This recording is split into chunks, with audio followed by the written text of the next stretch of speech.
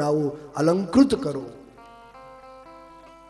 અમારી વાણી દિવ્ય બને, કારણ કે વાણીથી હે જગદંબા આ જીભથી હું તમારા ગુણગાન ગાવા બેઠો છું. એટલા માટે મારી આ વિનંતી છે, મારી એક પ્રાર્થના છે મારી, કે મારી વાણીને સુંદર બનાવજો, જેથી હું પ્રેમથી તમારા ગુણગાન ગાઈ શકું.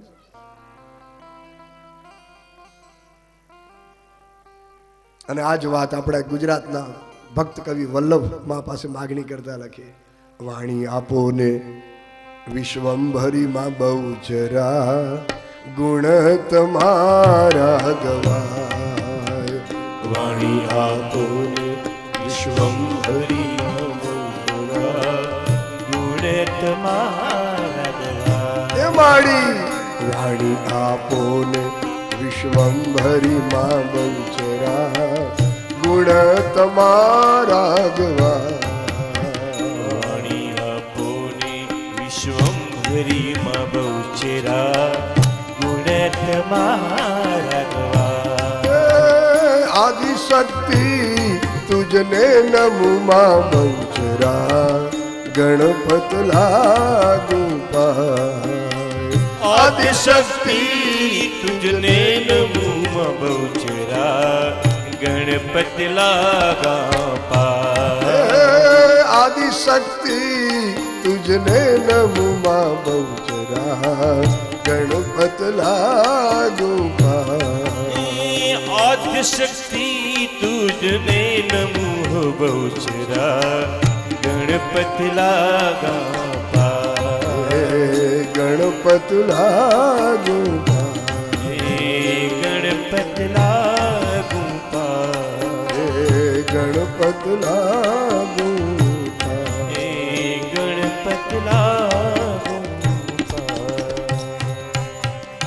આપણા ગુજરાતના એક મહાન ભક્ત કવિ વલ્લભ, જેને અનેક ગરબા લખ્યા, આનંદનો ગરબો લખ્યા, કેટલો સુંદર. કારણ કે માં ભગવતી આશાપુરા આનંદ સ્વરૂપિણી છે, સચ્ચિદાનંદ રૂપિણી. દેવી ભાગવતમાં આવ્યું છે કે માં કેવી છે, એ તત્વ કેવું છે, તો કે સચ્ચિદાનંદ રૂપિણી, એ સત્ય સ્વરૂપિણી છે, એ ચૈતન્ય સ્વરૂપે આપણી અંદર બિરાજે છે માં ભગવતી. અને એ અંબા એ આશાપુરા આનંદ રૂપિણી પણ છે. એટલે એમણે આનંદનો આખો ગરબો આપણને આપ્યો. વાણીની વિશુદ્ધિ અહીં માગી છે. એમાં ભગવતી કેવા છે, પ્રારંભમાં લખ્યું છે કે સૃષ્ટવ્યા સર્ગ રૂપા, ત્રણેય રૂપ અહીં બતાવ્યા માના. જ્યારે બ્રહ્માંડમાં કંઈ નથી હોતું ત્યારે સૌથી પહેલા એ ભગવતી સ્વયં સર્ગ રૂપા બને છે, સૃષ્ટિ રૂપા બને છે. એકમાંથી અનેક રૂપ ધારણ કરે, એમાં આશાપુરા છે એક જ. દેવી અથર્વ શીર્ષમાં લખ્યું છે કે એકૈવ વર્તતે સર્વત્ર તસ્માદ ઉચ્યતે એકા. એમાં જગદંબાને એક નામ એકા છે, એકલમાં. અમારા કચ્છમાં આપણા વાગડમાં જાઓ ત્યાં રણની કાંધી માં ભગવતી બિરાજી એકલમાં કહેવાય. કારણ કે આખા બ્રહ્માંડમાં જ્યાં તમે દૃષ્ટિ દોડાવો, જ્યાં નજર કરો, ત્યાં એક જ છે. એકૈવ સર્વત્ર વર્તતે તસ્માદ ઉચ્યતે એકા. બધી જગ્યાએ એક જ છે. મનુષ્ય રૂપે, પશુ રૂપે, પક્ષી રૂપે, જીવ જંતુ રૂપે એ જગદંબા જ છે. એના સિવાય કઈ નથી આ બ્રહ્માંડમાં. તો જ્યારે આ જગતમાં કઈ નહોતું ત્યારે એક જ એ ભગવતી, એક શક્તિ, એને અનેક રૂપ ધારણ કર્યા. આ સૃષ્ટિ જે આજ તમને દેખાય છે ને, આ દુનિયા, એ માએ બનાવી છે. એનું સર્જન ભગવતીએ કર્યું. સ્વયં સૃષ્ટિ રૂપા બન્યા છે, સૃષ્ટવ્યા સર્ગ રૂપા. અને જ્યારે જ્યારે માં ભગવતીએ પરમ શક્તિ સર્જન કરે ત્યારે રજોગુણને સાથે રાખે છે. રજોગુણ એ ક્રિયાશક્તિ નું જન્મદાતા છે, એમાંથી ક્રિયાશક્તિ પ્રગટે. એટલે રજોગુણને સાથે રાખી ભગવતી આ સૃષ્ટિનું સર્જન કરે, અને ત્યાર પછી એ ભગવતી સ્વયં બધાનું પાલન કરે છે.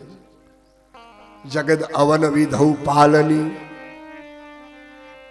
સર્જન કરનારી પણ આપણી માં છે, અને પાલન કરનારી પણ માં છે.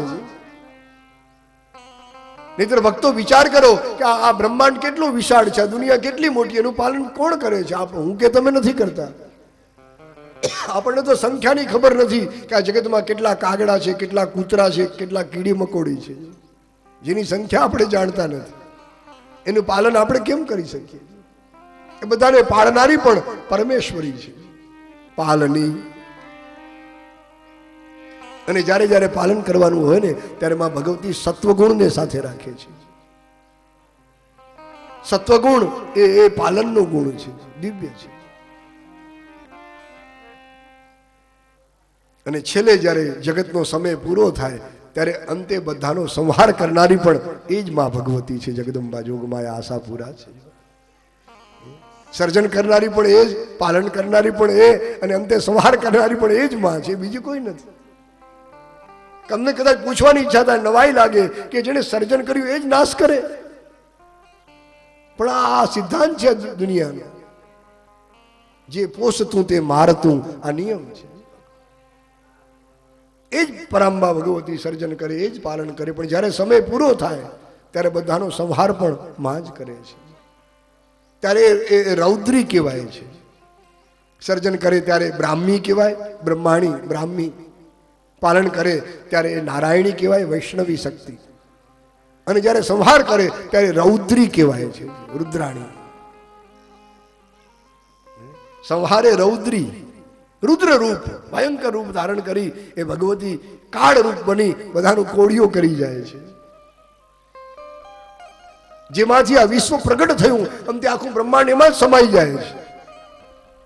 અને એટલા માટે ભગવાન શંકરાચાર્ય લખે કે માં તું બ્રહ્માંડ ભાંડોદરી છે. દૃશ્યાદૃશ્ય પ્રભૂત વાહન કરી બ્રહ્માંડ ભાંડોદરી, લીલા નાટક સૂત્ર ભેદન કરી વિજ્ઞાન દીપાંકુરી. શ્રી વિશ્વેશમન પ્રસાદન કરી કાશીપુરાધીશ્વરી, ભિક્ષામ દેહી કૃપાવલંબન કરી માતાન પૂર્ણેશ્વરી. એ માં તમે બ્રહ્માંડ ભાંડોદરી છો, આખું બ્રહ્માંડ તમારામાંથી ઉત્પન્ન થાય અને અંતે જ્યારે એનો સમય પૂરો થાય બ્રહ્માંડ આપની અંદર સમાઈ જાય છે. કેટલી અદ્ભુત લીલા છે માં ભગવતીની કે જેમાંથી પ્રગટ થયું આ જગત અંતે એમાં જ સમાઈ જાય છે. જેમ કરોડિયો છે ને, કરોડિયો તમે જોયો હશે, એ પોતાની નાભીમાંથી એવા તાર કાઢે, એ લાંબા લાંબા તાર એમાં ફર્યા કરે, રમ્યા કરે. એ કરોડિયામાં એવી શક્તિ છે કે જ્યારે ધારે ત્યારે તારને પાછા પોતાની અંદર પણ સમાવી શકે છે. એવી જ લીલા છે. ભગવતી અંબે માં ભગવતી અંબે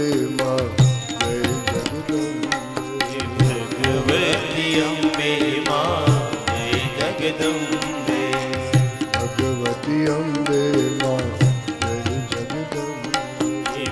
ભગવતી અંબે માં જય જગદંબે. તો સર્જન, પાલન અને અંતે વિસર્જન આ ત્રણેય કાર્ય માં કરે છે ભગવતી. એટલે આ પહેલો શ્લોક આપણને સમજાવે કે હે ભાઈઓ બહેનો, ક્યારે મિથ્યા અભિમાન ન કરજો કે આ બધું હું કરું છું. એ આપણી મોટી ભૂલ ગણાશે. આપણે શું કરી શકીએ?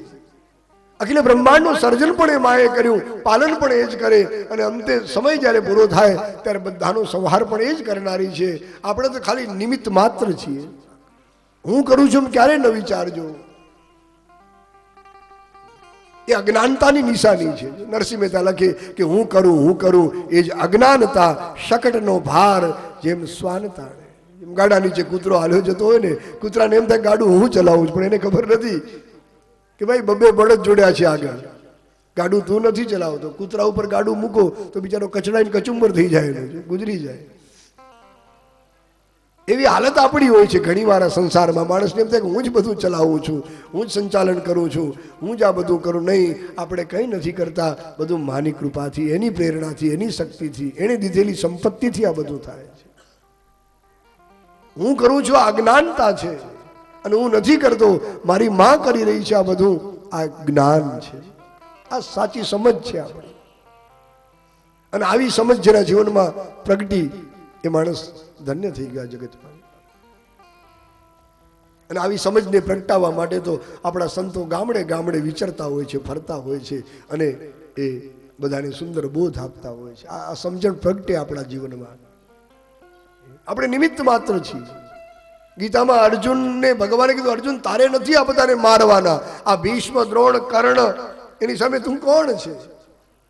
આ બધાને હું જ મારવાનો છું, કારણ કે હું બધાનો કાળ બનીને આવ્યો છું. કાલોસ્મી લોકક્ષયકૃત પ્રવૃદ્ધ લોકાન સમાહર્તો મિહ પ્રવૃત્ત ઋતેપી ત્વામ ન ભવિષ્યંતિ સર્વે યે વસ્થિતા પ્રત્યનીકેષુ યોધા. આ રણ મેદાનમાં જેટલા યોદ્ધાઓ છે અર્જુન, તું કદાચ હથિયાર નહીં ઉપાડે ને તો આમાંથી એકે જીવવાનું નથી, કારણ કે કાલોસ્મી, હું કાળ છું બધાનો. ભગવાન બોલ્યા છે, ગર્જના કરી ભગવાન ગોપાલ કૃષ્ણ રણ મેદાનમાં કે હું કાળ થઈને આવ્યો છું બધાનો, તું લડાઈ નહીં કર તો પણ આમાંથી એકે જીવવાનો નથી. માટે યશ મેળવી લે, ગાંડી ઉઠાવી લે. શા માટે આમ ક્લીબ બની, નિર્વીર્ય બની કેમ બેસી ગયો છે અર્જુન? ઉભો થા. તસ્માદ ઉત્તિષ્ઠ કૌંતેય યુદ્ધાય કૃત નિશ્ચય. આ બધું હું કરવાનું છું, તારે કઈ નથી કરવાનું.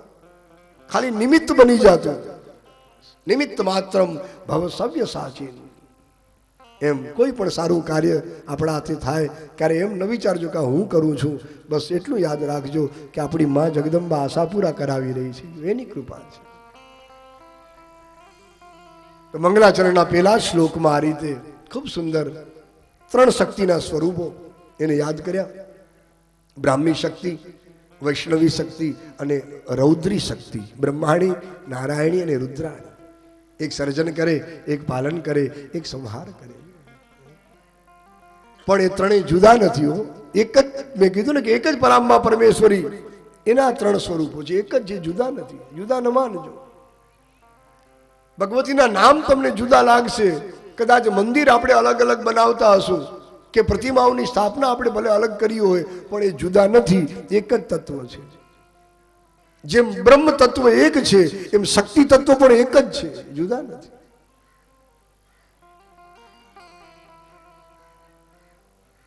એકત્વવાદની વાત કરીએ. અને બ્રહ્મા વિષ્ણુ મહાદેવ જેના પણ જેની આરાધના કરે છે, વિધિ હરિગિરિસા રાધિતા અલંકરો તું, જેની આરાધના, જેની ઉપાસના, જેની પૂજા, જેની પ્રાર્થના ભગવાન બ્રહ્મા કરે, ભગવાન વિષ્ણુ કરે ને ભગવાન મહાદેવ પણ કરે છે. એ શક્તિની આરાધના ખાલી આપણે જ કરીએ છીએ એમ ન માનજો. માતાજીની પૂજા પ્રાર્થના બ્રહ્મા વિષ્ણુ મહાદેવ જેવા નિરંતર કરે છે.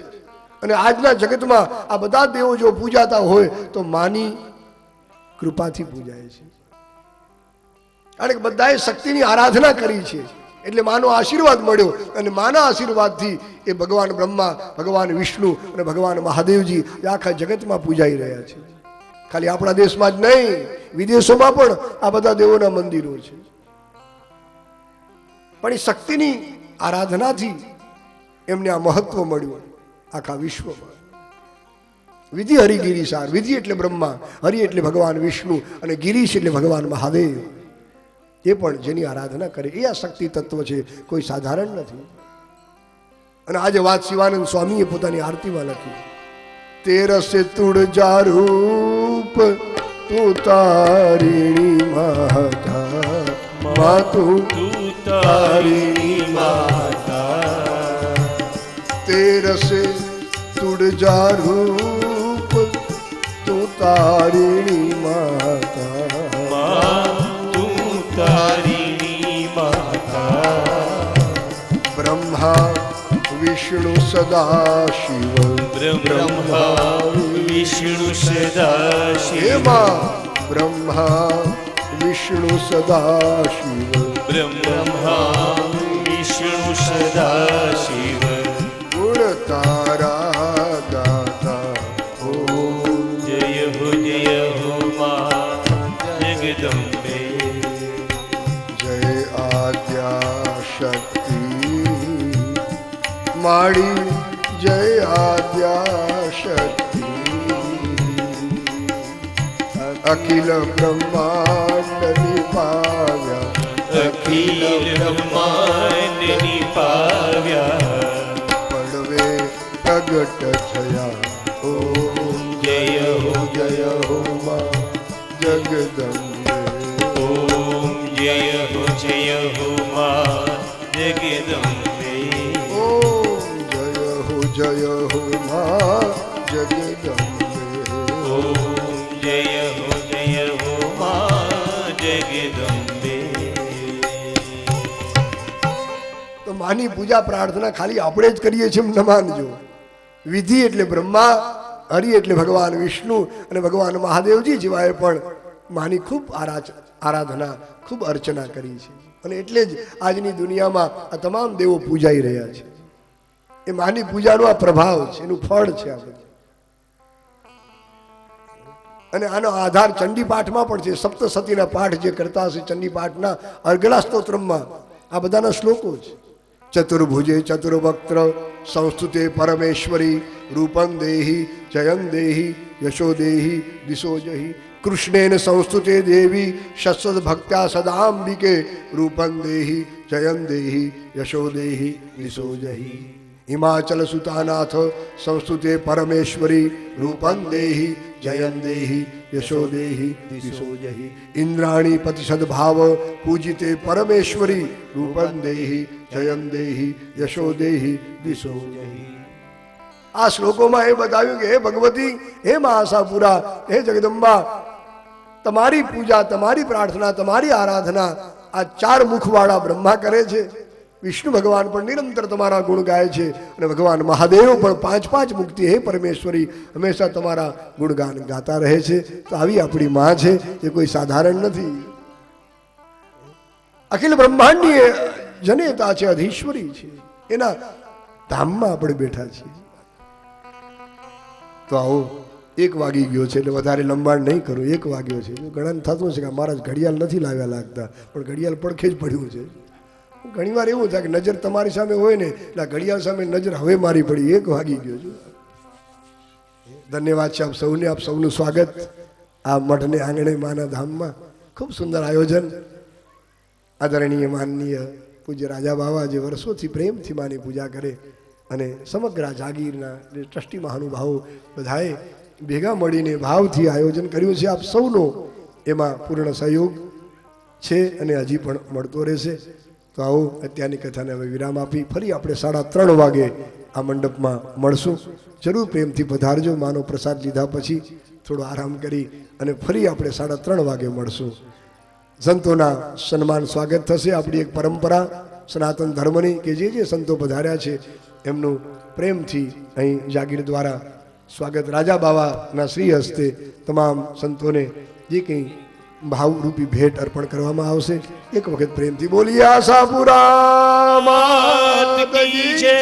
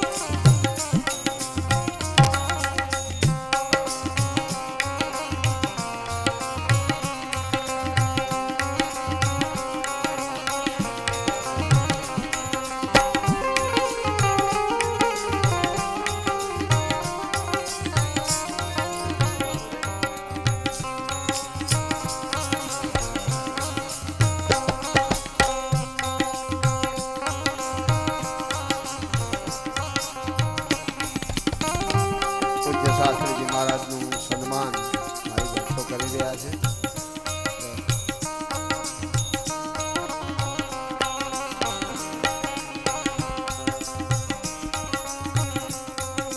મારા શ્રીને જાગીર રાજા બાબા સાહેબ અને જાગીરના ટ્રસ્ટીઓ નવલશંકર મહારાજનું સન્માન કરી રહ્યા છે.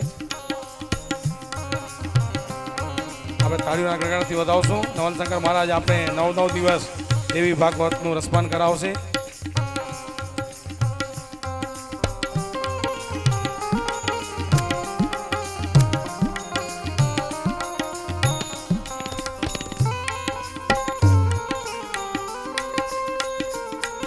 નાનજીભાઈનું સન્માન નવલશંકર મહારાજ કરી રહ્યા છે. આપણે તાળીઓના ગણગણથી વધાવશું.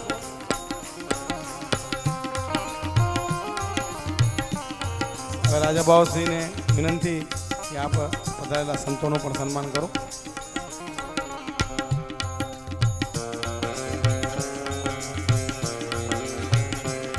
જે મહારાજશ્રીએ કહ્યું કે સંતો આજે આપણા પહેલે દિવસે આપણા પાસે પધાર્યા છે એ આપણું ગૌરવ છે.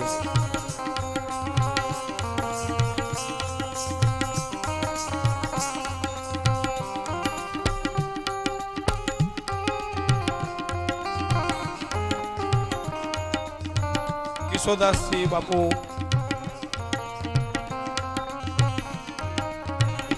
ક્યાંથી નામ બોલતા હો અનાઉન્સ કરો ભાઈ.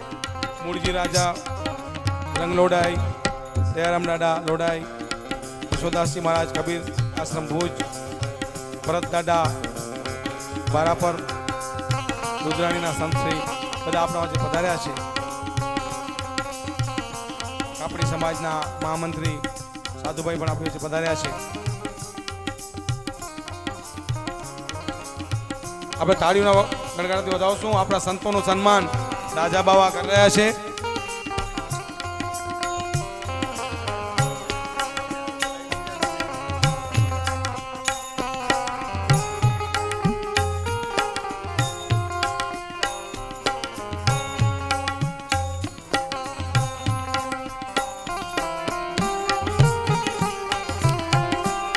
આપણા વચ્ચે ભુજથી પણ સર્વસ્વ સંઘમાંથી મુકેશભાઈ રમેશભાઈ પધાર્યા છે. ભુજથી મીનાબેન પધાર્યા છે. ગામે ગામથી મહેમાનો પધાર્યા છે આપણા આમંત્રણને આપીને. અને આજ સવારના જે પોથી જાત્રા નીકળી બહુ અવિસ્મરણીય હતી. એક દ્રશ્ય જેનું બહુ અલૌકિક જ હતું.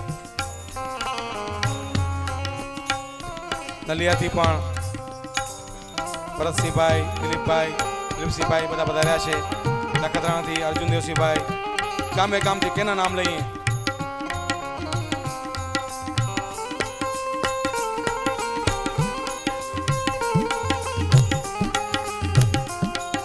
અને માતાના મળના ગામના વેપારીઓ, આગેવાનો રમેશભાઈ, સુરભા, બધા મંગલસિંહભાઈ, એમણે જે આ સાથ સહકાર આપ્યો છે અને જે કામ પણ બંધ રાખી અને પોથી જાત્રામાં જે માણસો હતા એ સર્વેનું સમિતિ ખૂબ ખૂબ આભાર માને છે.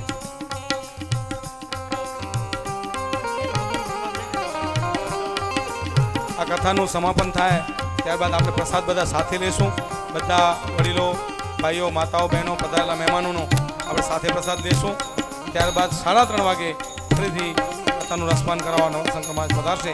તો આપણે 3:30 વાગે આ કથા મંડપમાં પધારશું.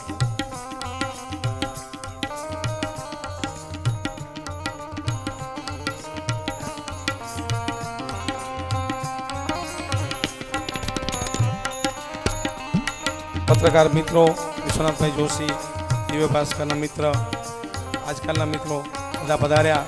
અમારા આમંત્રણને માન આપી તો એમનો પણ ખૂબ ખૂબ આભાર માની છે. મિત્રોની વિનંતી કે સાથે પ્રસાદ લેજો.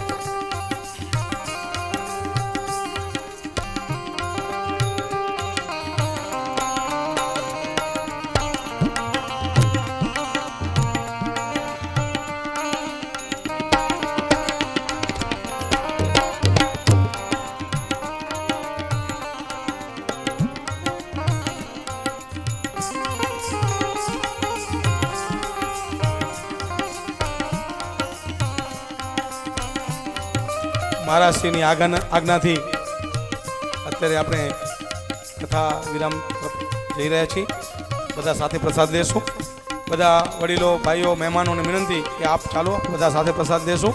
3:30 વાગે ફરીથી આ જ કથા મંડપમાં આપણે માનની શ્રી નવલશંકર મહારાજ આપણે દેવી ભાગવતનું રસપાન કરાવશે. તો બરાબર 3:30 3:30 વાગે ફરીથી પધારવા સમિતિ આપને આમંત્રણ આપે છે. ધન્યવાદ.